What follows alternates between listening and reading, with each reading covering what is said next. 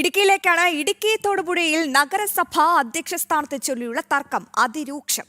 ലിറ്റി ജോസഫിനെ ചെയർപേഴ്സണാക്കാനുള്ള നീക്കത്തിൽ party നേതൃത്വത്തിനെതിരെ poster പ്രത്യക്ഷപ്പെട്ടു. റബ്ബർ സ്റ്റാമ്പ് ചെയർപേഴ്സൺ തൊടുപുഴയ്ക്ക് വേണ്ട എന്നാണ് പോസ്റ്ററിൽ പറയുന്നത്.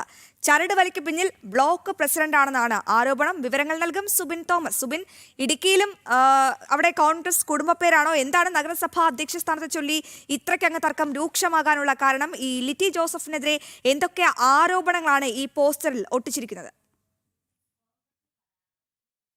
നഗരസഭയെ സംബന്ധിച്ച് വലിയ ഭൂരിപക്ഷത്തിലാണ് UDF അവിടെ അധികാരത്തിലെത്തുന്നത്. കോൺഗ്രസ് വലിയ രീതിയിൽ സീറ്റ് അവിടെ നേടുകയും ചെയ്തിരുന്നു. ഇതിന് പിന്നാലെയാണ് ഇത്തരത്തിൽ അധ്യക്ഷ സ്ഥാനത്തെ ചൊല്ലി നിലവിൽ തർക്കം രൂക്ഷമായിരിക്കുന്നതും. നിലവിൽ KPCC ജനറൽ സെക്രട്ടറി ആയിട്ടുള്ള നിഷ സോമനും അതുപോലെ തന്നെ നഗരസഭയിലേക്ക് ഭൂരിപക്ഷത്തിൽ വിജയിച്ച ലിറ്റി ജോസഫുമാണ് ഈ അധ്യക്ഷ സ്ഥാനത്തേക്ക് പരിഗണിക്കുന്ന രണ്ടുപേർ. ഇതിൽ ഇന്നലെ ഒരു വിഭാഗം നിലപാടെടുത്തിരുന്നത്, അതായത് ഈ നിഷ സോമനെ അധ്യക്ഷ സ്ഥാനത്തേക്ക് എത്തിക്കണം, അല്ലെങ്കിൽ നഗരസഭ അധ്യക്ഷയാക്കേണ്ട എന്നൊരു നിലപാടുമായി ഒരു വിഭാഗം രംഗത്തെത്തി. ഇത് ജില്ലാ നേതൃത്വത്തെ അറിയിക്കുകയും ചെയ്തു. ഇതിന് പിന്നാലെയാണ് തൊടുപുഴ നഗരത്തിൽ ആകെ ഇത്തരത്തിലൊരു പോസ്റ്റർ പ്രത്യക്ഷപ്പെട്ടത്. ഈ എതിർപക്ഷം ആവശ്യപ്പെട്ടത് ലിറ്റി ജോസഫിനെ നഗരസഭ അധ്യക്ഷയാക്കണമെന്നുള്ള ആവശ്യമാണ്.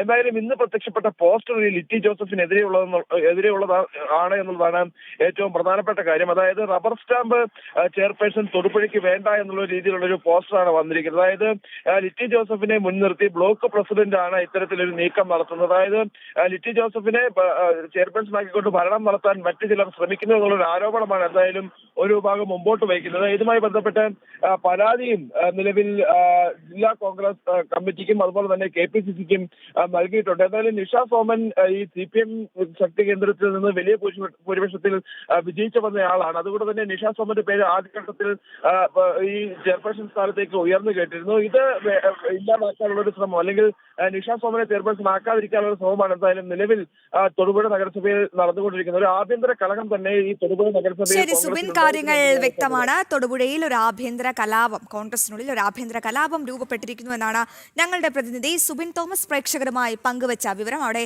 നഗരസഭാ അധ്യക്ഷ സ്ഥാനത്തെ ചൊല്ലിയുള്ള തർക്കമാണ് അതിരൂക്ഷമായി തുടരുന്നത്.